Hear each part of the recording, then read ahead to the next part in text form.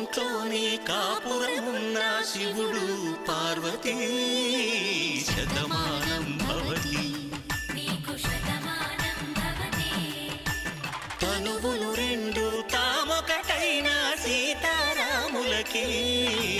శతమానం భవతి ఒక ఒంట్లోనే కాపురమున్న శివుడు పార్వతీ శతమానం భవతి తనువులు రెండు తామొకటైన సీతారాములకి